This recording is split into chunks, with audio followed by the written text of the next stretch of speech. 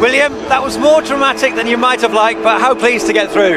Yeah, of course, it was a tough game against a top team. We know it's always hard to play against Palace, but I think we did well.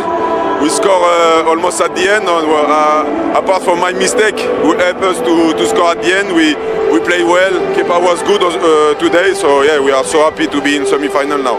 You created so many chances, particularly in the first half. When you did get the lead, were you thinking that was enough? Yeah, of course, first half we played so well, but we knew that it was not enough because we have to score. At the end we score, but yeah, unfortunately we conceded at the end of the game, but at the end Kepa saved us in the penalty show, so we are so happy to have him, and we are so happy to be in the semi-final. Kepa, you had a relatively quiet night, but then when the goal goes in at the end, are you thinking that's possibly the worst scenario?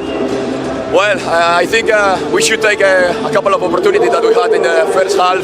I think we played so well, then they changed, they adapt a little bit, and second half was like more 50-50. Even like this we had big chances, and yeah, it's something that we have to improve. We conceded in a couple of games in the last minute, so something that we have to improve and focus on that. When it goes deep into a penalty shootout like that and the goals just keep going in and in and in, what is your mindset? You think I just need to get hold of one? You have to keep the cold and think in the next one. Be focused, don't lose your focus, is important, because as soon as you save one, maybe it's decisive. And William, this game is all about winning silverware. This is a great chance now, you're in the semi-finals. Yeah, we are so happy to be in semi-final. You have to take you have to learn the lesson from last season, because we got the semi-final last season, but we lost the two games. So now this season we want to win both games, and we want to go in the final. Well done both of you. William is the Carabao Cup player of the match. Do the honours, Kepa. Of course. Big game. Beast. Yeah. Thank you, my guy. It's as much relief as it is anything else, isn't it? And relief because they found themselves into the semi-finals. This is how it's gone with regards to how we're going to see these teams line up. The quarter-finals with Chelsea beating Cardiff, Manchester City beating Brentford, Newcastle beating Fulham, and then 8-7 on penalties tonight. Arsenal beating Crystal Palace. This is what it means for January, and then obviously into February. Newcastle Man City, January the 13th. January the 14th, Chelsea against Arsenal. Second legs, February the 3rd, Arsenal-Chelsea. And obviously the reverse on February the 4th, Man City, Newcastle, all on Sky Sports, of course. Kel, captain for the night. What a way for Arsenal to win it in the end. Yeah, unbelievable. More complicated than it should be, to be honest. First half, amazing first half. Many chances. I think the team deserved to win comfortably today. But this is football. This is why football is so great, and everyone loves it. So yeah, now in penalties, but a win is a win, and we're in the semi-finals. So really happy. Yeah, how pleased are you as well for your standing goalkeeper, second goalkeeper, Kepa? Yeah, so pleased. I mean, he deserves it. He's a very good guy, hard worker. Every training session giving his best, supporting everyone, and he's a really nice guy. So yeah, very happy for him. Yeah, in this competition 3 years ago, he played in a final and missed the decisive penalty in this competition, so that'll mean a lot to him. Yeah, I'm sure of it. Many penalties, and the decisive one, the last one, he saves it. Now he feels part of the team. I mean, this shows that everyone in this team has their time and they play a role, and today it was him that saved us, so really happy. Is the frustration that you had to win it the hard way, though, that you couldn't finish some of those great chances? Yeah, of course. I mean, this is the highest level, and obviously if you keep missing chances, they'll have the chance as well. And we have to learn from mistakes. Obviously, we all want to score. Maybe it's having more focus or being more accurate. But to be fair, at the end of the game, we cannot concede that free kick. We cannot concede those throw-ins. We have to be a much more composed team, mature team, and handle the last minutes in a better way. 5 games before you play the semi-final, but it'll be Chelsea over 2 legs for you. Yeah, big game, massive game, hard opponent. I mean, didn't matter who we played. Everyone is really good team. So yeah, focus now on the next game, and we'll see in the semi-finals Chelsea. Breathless stuff tonight, but well done. Thank you very much. Breathless stuff indeed, and the quality of penalties in. We should say something about that. I think still we think, there'll be a few misses. Yeah. And neither goalkeeper got anywhere near any of them until the last one. No, it's a very high standard. The penalties were very good. To the point then, because what happens when you do that, you think, well, I don't fancy him, I don't fancy him. And then, bam, he takes another great penalty. But like, the goalkeeper didn't have any chance apart from that one what he took there at the end, Lacroix, and he got down to it, Kepa. Well done to him. I mean, Maxence Lacroix, as we said, along with Marc Guéhi, no one's played more minutes. Sometimes Johnny just says, not my night. I've scored an own goal and I missed the vital penalty. That's just football sometimes, isn't it? That's a cruelty of it. Yeah. Sometimes it comes and raises its head like that on nights like this, but he's an outstanding player and an outstanding servant, first and foremost, for this club, and this is just one of those nights where it didn't quite fall for him. No, absolutely.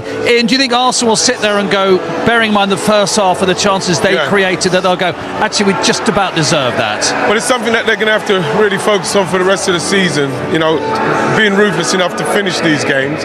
And then, if you haven't finished those games, then being defensive enough to see them out, because I think the foul from William Saliba at the end there, it's a poor foul to give away. Mikel Merino said as much, didn't he, in that interview? For a player of his experience, it's a terrible foul to give away. And you kind of felt it in the air that something was coming, because Palace were so much better in the second half. And in the end, obviously the penalty shootout did it for them. But like, it was the decisions that were made in that game was something that you have to look at if you're Arsenal. They defended the corners on the whole, Palace, very well. I know they conceded 4 goals from set pieces at Ellen Road. But up until when Arsenal scored, they dealt with everything from a set-piece point of view, hadn't they?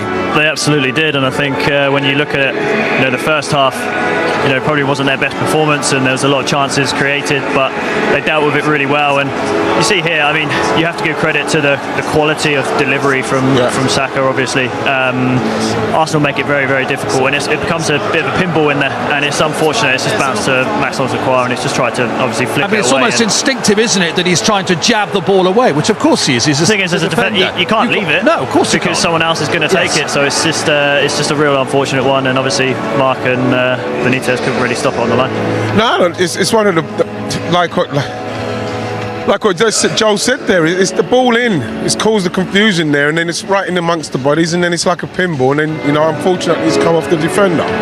And then, as Ian's just said, Saliba giving away that free kick. As a defender, you're going, don't do anything stupid. Just see the game out. And when this happens, it's just, you're thinking, hang on a second, you're inviting pressure, which you just don't need to do there. Yeah, I think he'll look back on our reflection, but I think you can't take away, the ball there. I think they overloaded the back post there, and Jefferson Lerma, we know what sort of kind of leap he's got, and he just puts it back into an area, and Mark is on the move. Brilliant, yeah. And he's he's seen that instinct. His movement there, Joel, was really good from a defender, because the ball's in the air to Jefferson Lerma, and he's already on the move.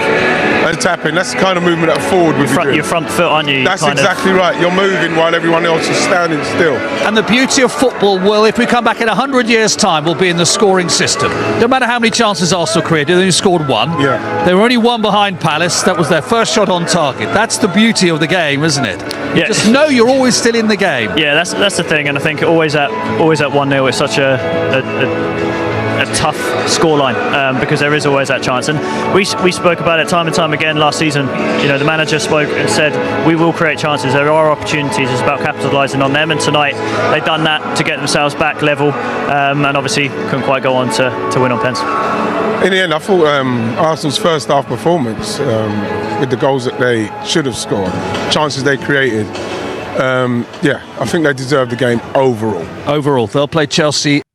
Arsenal booked their place in the Carabao Cup semi-finals after a nerve-shredding penalty shootout victory over Crystal Palace at the Emirates Stadium. It was a match that perfectly captured football's cruelty and beauty in the space of 120 intense minutes. For long periods, Arsenal dominated possession, probing patiently as Palace sat deep and defended with discipline. Clear chances were rare, and frustration grew among the home fans as the first half ended goalless. The breakthrough finally arrived late in the game when a dangerous Arsenal corner caused chaos in the box, resulting in an unfortunate own goal by Palace defender Maxence Lacroix. Just as Arsenal thought the job was done, drama struck deep into stoppage time. Crystal Palace refused to surrender, and Marc Guéhi's close-range finish stunned the Emirates, forcing the tie straight into penalties. The shootout was relentless. Kick after kick found the net, tension rising with every step to the spot. In sudden death, Arsenal goalkeeper Kepa Arrizabalaga became the hero, producing the decisive save to seal an 8-7 win. It was a harsh end for Palace, but a huge moment of resilience for Arsenal, who march on with belief, momentum, and dreams of silverware firmly alive.